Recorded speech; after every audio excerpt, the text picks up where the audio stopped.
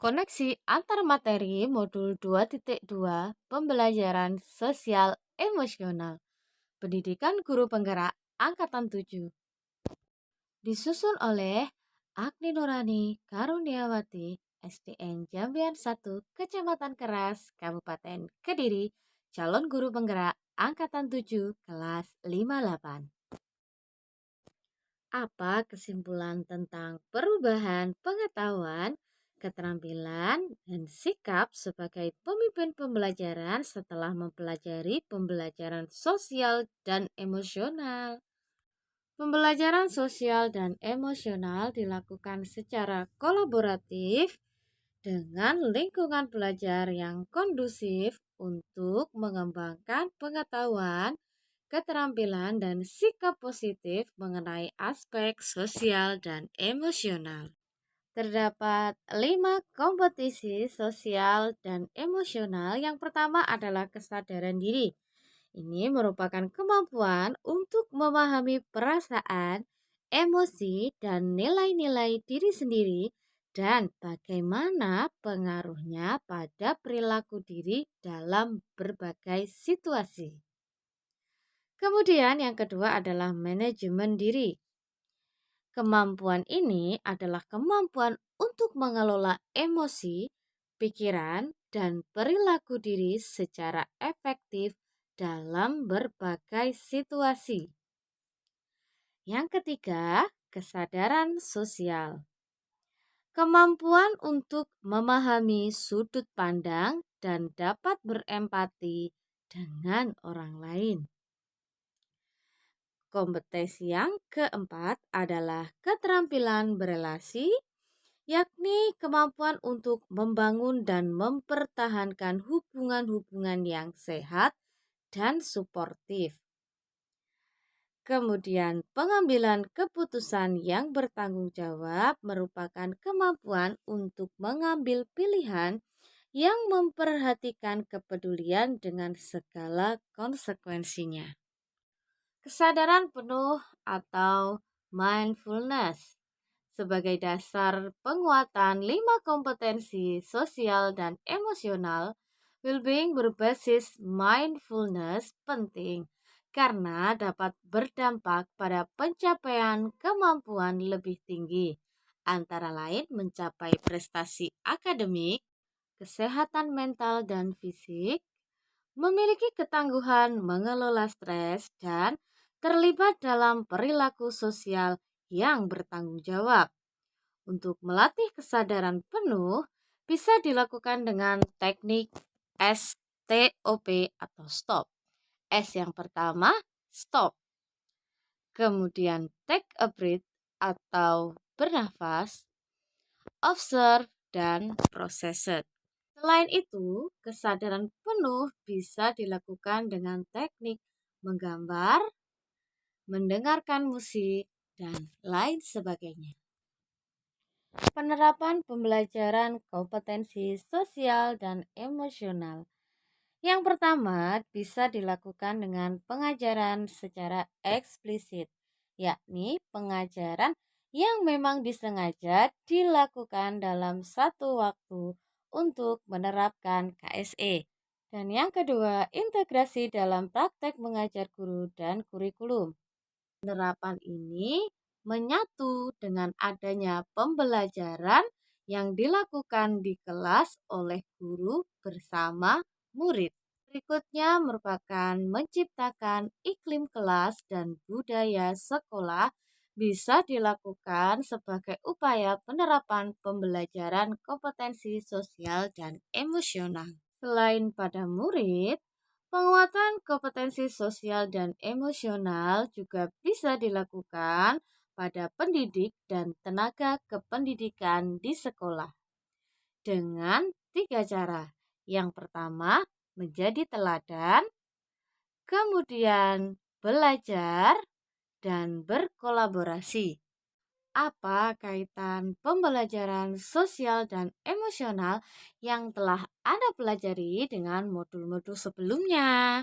Kaitan antara modul 2.2 dengan modul 1.1 bahwa Tujuan pendidikan menurut KHD yang terdapat dalam modul 1.1 adalah menuntun segala kodrat yang ada pada anak-anak agar mereka dapat mencapai keselamatan dan kebahagiaan yang setinggi-tingginya baik sebagai manusia maupun sebagai anggota masyarakat.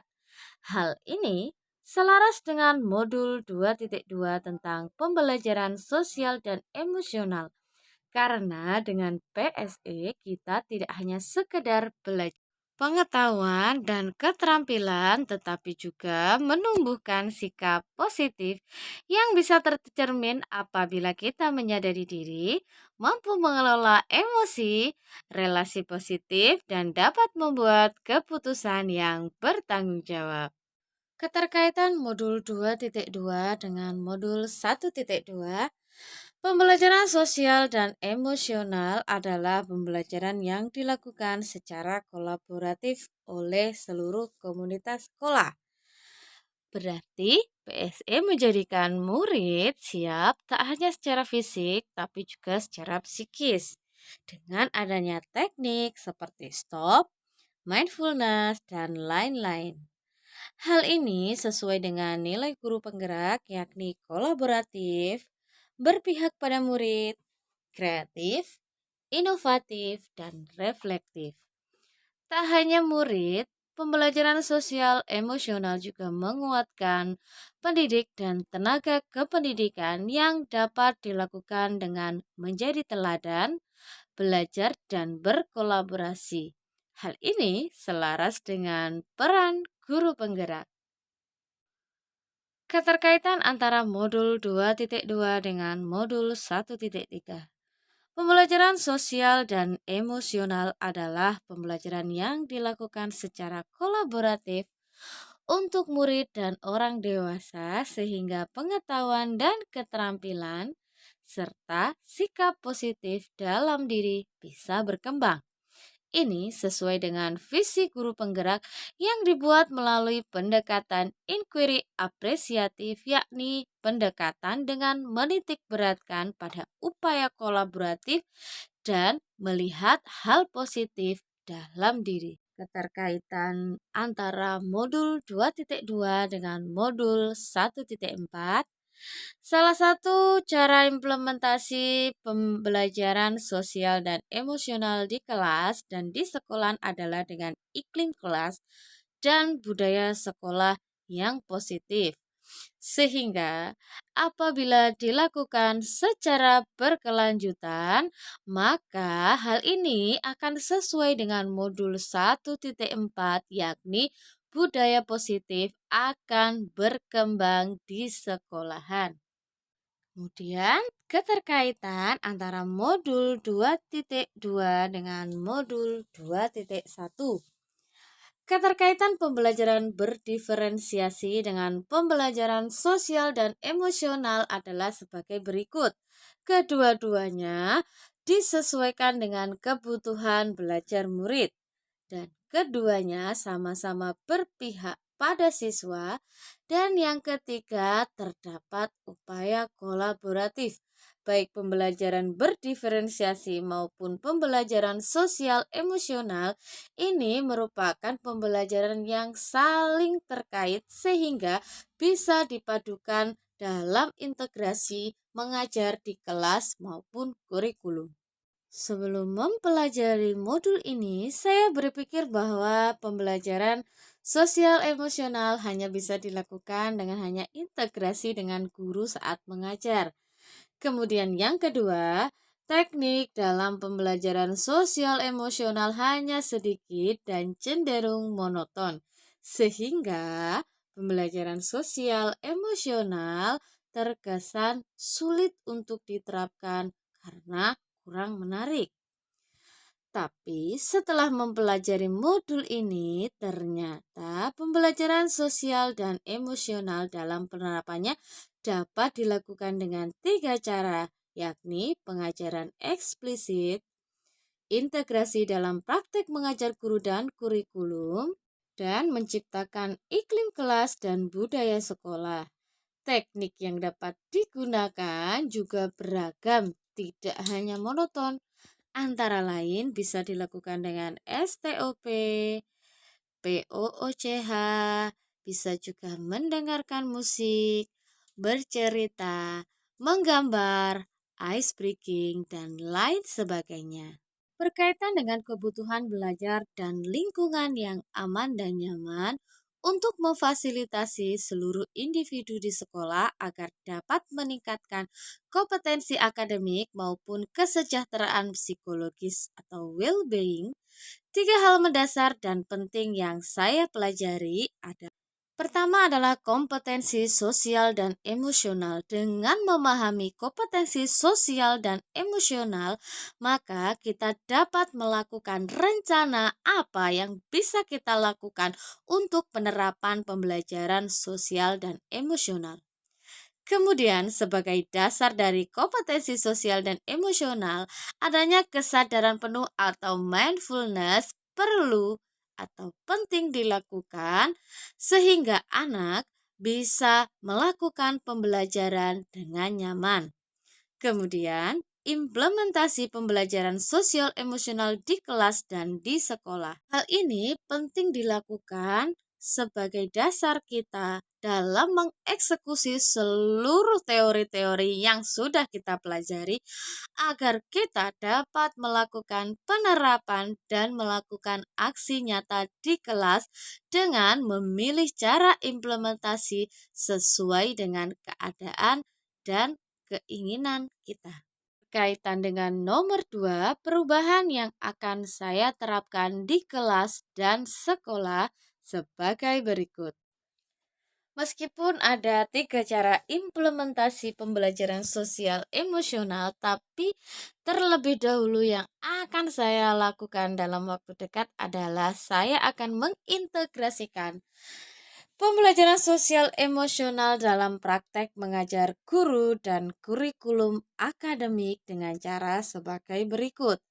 Untuk kompetensi kesadaran diri, saya akan melakukan pemanfaatan roda emosi yang bertujuan untuk mengetahui emosi atau kesadaran murid saya di awal pembelajaran.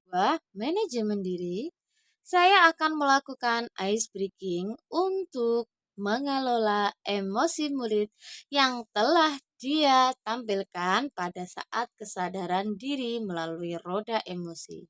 Yang ketiga, kesadaran sosial.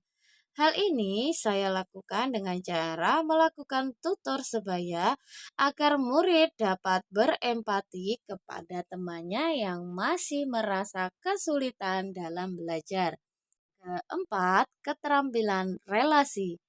Dilakukan melalui kegiatan diskusi, kerja sama tim, atau kerja secara berkelompok untuk memecahkan permasalahan, dan di situ anak-anak bisa mengakui kelebihan dan kekurangan orang lain serta menyampaikan ide dan gagasan murid masing-masing.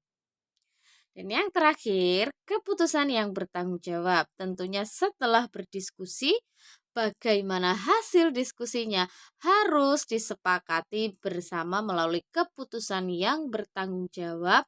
Kemudian, bagi rekan sejawat, saya akan memilih belajar dan berkolaborasi. Belajar, saya akan melakukan sharing tentang pemahaman kompetensi sosial dan emosional kepada rekan sejawat. Kemudian yang kedua, secara berkolaborasi, saya akan lebih mengembangkan lagi komunitas praktisi Jambean Satu Berkarya yang memang sudah terbentuk. Komunitas ini merupakan komunitas tentang mading sekolah dan saya akan lebih mengembangkan dari sisi konten, kemudian keanggotaan, struktur, dan pengorganisasian. Terima kasih. Sebelum saya undur diri, silahkan tinggalkan komentar pada kolom komen dan jangan lupa like, subscribe channel YouTube ini.